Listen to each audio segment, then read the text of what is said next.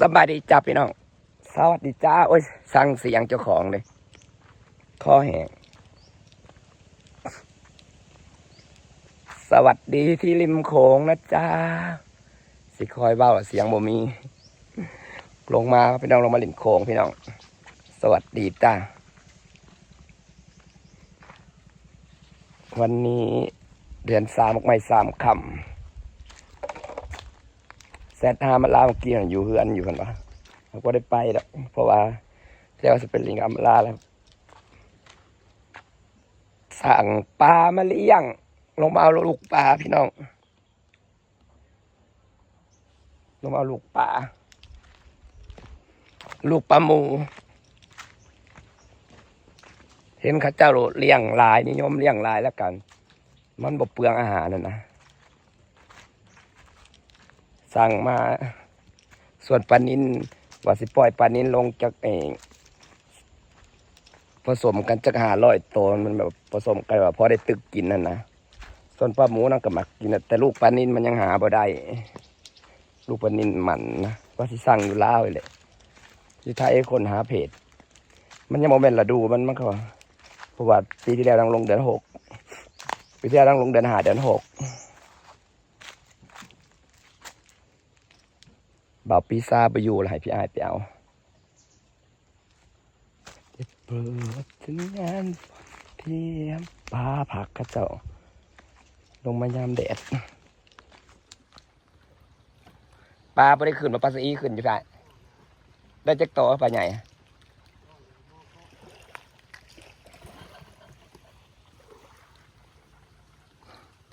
ถ้าเรือยามนี้มีแต่ผัก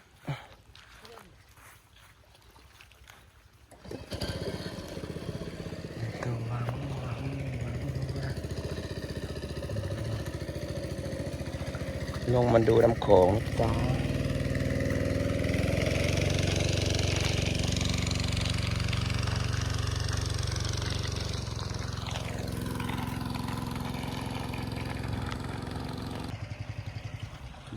นี่พี่น้องถ้าเป็นสายคลองก็จะปลูกขึ้นบอสถ้าปลูกผักเขาจะบ่ค่อยได้ขายนะเนี่ยเขาปลูกหมกถั่วสำสิเก็บเพราะว่าปลูกผักสายคลองนี่ปลูกบ่ต้องรดน้ำดินมันสิสุ่มตลอดนะดินสุ่มตลอดมันสิบ่หมกถั่วนี่สำสิเก็บกินเก็บขายอันนี้ปลูกบ่เคยรดน้ำนี่ปลูกปะไว้เลยเพราะว่าดินคลองมันสิสุ่มตลอดพี่น้องมันสิบ่อันนี้มันสิบ่แห้งแล้วก็งามพร้อมเห็นบ่มันเป็นหมกถั่วพุ่มนี่นะก็คือเป็นถั่วพุ่มดีกว่าเขาปลูกปะไว้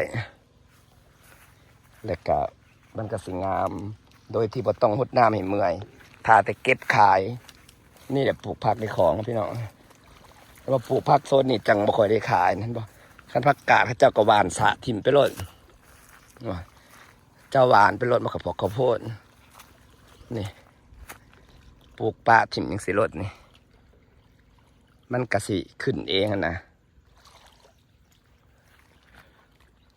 สุดสายของอันนี้บอนไปเอาปลาแมนบ้านนาสีดาอำเภอชานุมานจังหวัดอำนาจเจริญจ้าให้พี่อายไปเอาให้เพราะว่าให้พี่เคยเอาให้เบาพิซาลงเทปน้ำของกำลังเริ่มใสแล้วเริ่มดูน้ำใสปลาก็บกขึ้นพี่น้องมันปลาขึ้นเฮือเขาจะเสียออกเต็มอยู่ลูกปลานิ่นก็ปล่อยอยู่แต่ยังหาบ่ได้อันนี้ปลาหมูอยากเอามาทดลองเลี้ยงนะพี่น้องแล้วก็เลี้ยงแบบมีสติแบบนี้เขาสิบอกแบบว่าต้นทุนมันจะพยายามให้ต้นทุนนิดหน่อยคนกำลังนิยมนะนั่งถาปลามาจ้านี่แคมของบรรยากาศดีๆเลยเป็นตะปูสาดนั่งเล่นเนาะขย้ำปลาขึ้นน้ำมวนมานั่งถ่าปลดปลาเวลาปลาขึ้นก็จะได้ปลาเต็มหม้อกระหามขึ้นมาแล้วก็มานั่งปลดแค่นี้เป็นห่มมืดๆนะเย็นพร้อมว่ามันอยู่แคมของนั่งถาปลาจ้า ก ก็ไกลเติบอยู่บ้านนาซิดาเพื่อใช้ลงมาจัดอำนาจเจริญนะครับพี่น้องไปมาหาสู่กันง่าย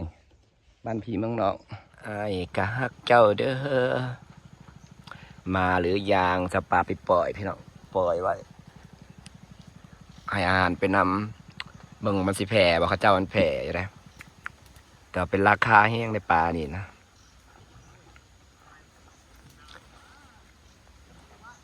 โลละ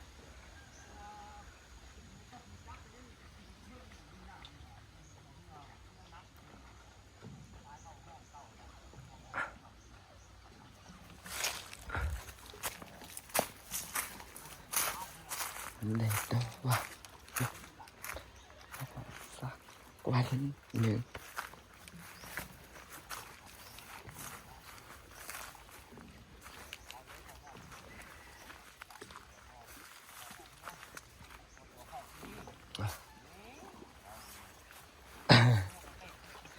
พายเป็นอยู่บางคนพายเหือกันได้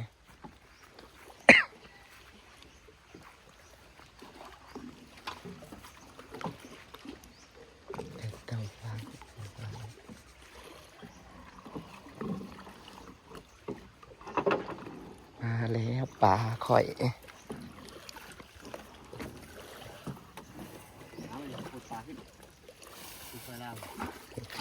ขึ้นแม่พันปลาจ้ะถึงแล้วจ้าปลามาถึงแล้วจ้าสิเลี้ยงปลาเนี่ยพี่น้องเลี้ยงเบิ่งนี่แม่พันมันสื่อมาหักตามพามนะส่วนใหญ่นะก็เจ้าสิเลี้ยงไอ้ใส่บ่อดินให้ใส่น้ำตื้นๆแล้วก็บางพามก็พามที่เขาสั่งนะเขาเจ้าเลี้ยงใส่บ่อใหญ่แล้วก็มีบ่อกระสังสำหรับเก็บอีกเขาบอกว่าเลี้ยงง่ายบ่ต้องให้มันบ่เปลืองหัวอาหารนั่นเด้แต่เป็นปลาที่หายากเขาหันมาเลี้ยงแล้วพี่น้องปลานี่เป็นปลาที่นางหมักกินแห้งหมักเป็นชีวิตจิตใจแหละสมัยยังน้อยแกงใส่ใบผักบัวพอไปหามาได้นี่โอ้ยปดยากแซ่บคือว่าแกงนี่กินนะแซ่บสุดใจถุงละ500 บาทพี่น้องเอ้ยความแพงเป็นแม่พันธุ์กันเป็นตัวขายตัวละ3 บาทส่วนปลานิลน่ะยังหาบ่ได้ฟาร์มต่อสั่งเพิ่นมีปลานิลมีพวกปลาลักกล้วยปลานี่ถ้าขายชาวบ้านเฮากะถ้าเป็นปลาถ้ามันแพร่พันธุ์มันใหญ่เนาะมันขายเขาได้ขายกะโลละ300พี่น้องถูกสุด500โลละ300ถึง350ถึง500ถ้าเฮาเลี้ยงก่อนหมูเป็นแม่พันธุ์กันมันใหญ่กะสิได้ราคาอยู่แต่เบิ่งก่อนมันหักเข้าว่าได้เบิดหักสาพามที่เขาติดตามให้คลิปเพิ่นเลี้ยงน้องใหญ่ๆคือว่าลายแหละเพิ่นปล่อยลงเลยเวลาเพิ่นเกลือแตกสวดเพิ่นเกลือนี่นะที่จริงมันกินหอยไอ้เขาบอกกินหอยเชอรี่มันกินอาหารไอ้อะไรนี่แต่ว่าถามกับเพิ่นไอ้ว่าอาหารปลาดุกมันก็กินเปียกๆถ้าหวานลมมันก็แตกกินแตกสวดงามพี่น้องปลานี่นะปลาหมูจ้าสำหรับพื้นปลาหมูให้ฟังแต่ยังน้อยนะเวลาพอเป็นกลางมองเอาปลาหมูน้อยนะครับปลาแขวไก่บ้านเพิ่นปลาแขวไก่เนาะโอ้ยใครได้กินแกงปลาแขวไก่คือว่าสดใจหมักแท้หมักว่าแกงใส่ใบผักบัวก็เลยอยากเลี้ยงเบิดนิกา2,500 บาทพอดีนี่เอามาทดลองไปน้องไปแล้วได้เลี้ยงปลานินปลานินมันกินอาหารเก่งแฮงบัดนี้สิมาลองเลี้ยงปลาที่เบิ่งที่จริงนะเขาเจ้าเลี้ยงแบบเป็นอ่างเลยเป็นอ่างปูแล้วก็ให้ใส่น้ำเพียงพอเข้าแล้วบางฟาร์มก็เลี้ยงแบบเป็นกระสังเขาว่าเลี้ยงได้มาสิแกะให้เบิ่งนะคะ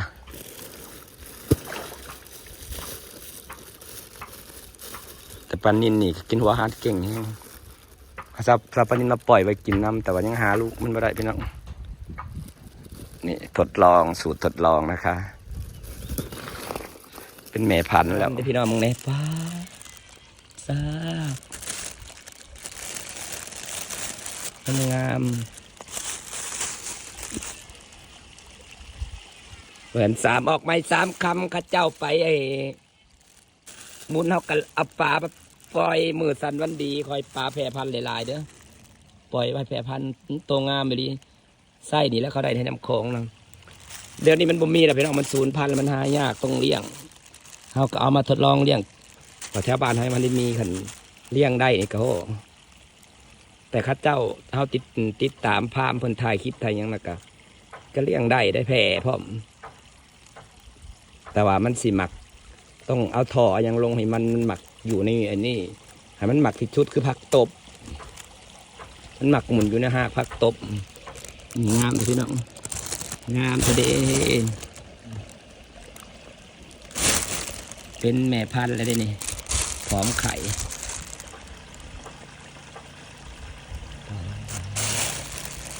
งามเถอะดิวันนี้ปล่อยปลาออกไม่สามคำปลาขอใหญ่อ้าวแพรพันธุ์เด้อลูกออกแม่แพรพันธุ์มือสันวันดีงามเลยงามไปแล้วว้าวสวยมากโอ้คือสวยแท้งามเลยออกแม่แพรพันธุ์เด้อเม็ดเสืออาหารมาให้งามมากโอ้ตั้งงามเลยปลาดีเนาะผู้ไปแล้วต้องไปหาผักตบมาถิ่มลงเป็นเอาท่อถิ่มลงมันก็หมุนอยู่ตามขีดตมมาแหละ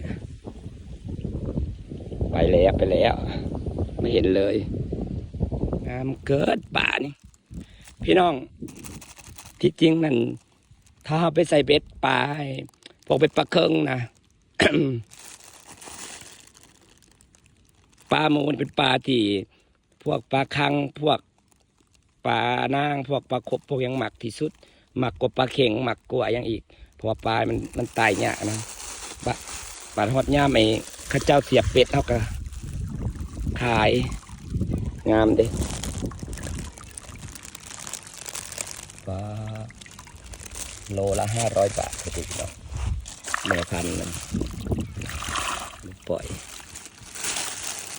ที่แพร่พันธุ์อยู่ปะเนาะสาธุลูกแตกสวดเด้อหลายๆเด้องานทุกสอบ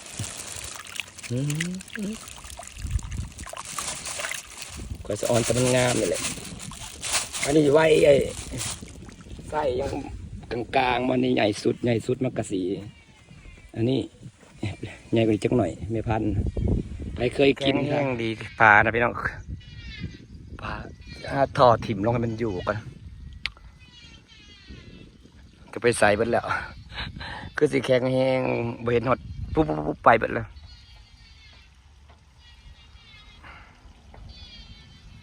ยาวซื้ออาหารมาจากสอบนุ่มแล้วก็มาหมัดไว้ใส่ถุงแยงหมัดไว้มันตอดกินเอาปล่อยปลาเสร็จแล้วเลี้ยงกับผมมีนาวใส่เกลือกินก่อน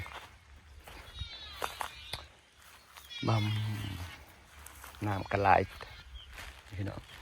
เปิดลงอยู่ยามกลางคืนเราก็เปิดไฟแมงไม้มันลายให้ปลากินส่วนขี้หมูเราก็ซื้อมาแล้ว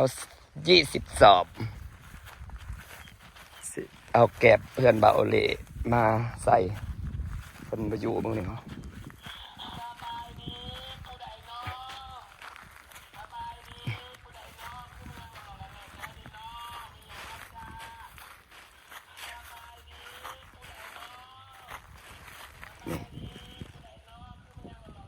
นี่ถอบแป๊บปลาอยู่นี่หาเก็บถอบแป๊บนี่ถิ่มลงหาถอยมาถิ่มลงมันอยู่นี่ถอบแป๊บใหญ่เพราะว่าปลานี่มันสีหมักอยู่นี่เวลาเขาจับขึ้นมานะไหมเวลาจับขึ้นมานะมันจะอยู่ตามกล้องไม้กล้องยังเนี่ยพวกหูออกหูอิดมันอยู่บัดใดเป็นถิ่มท่อเพให้มันลงให้มันอยู่กัน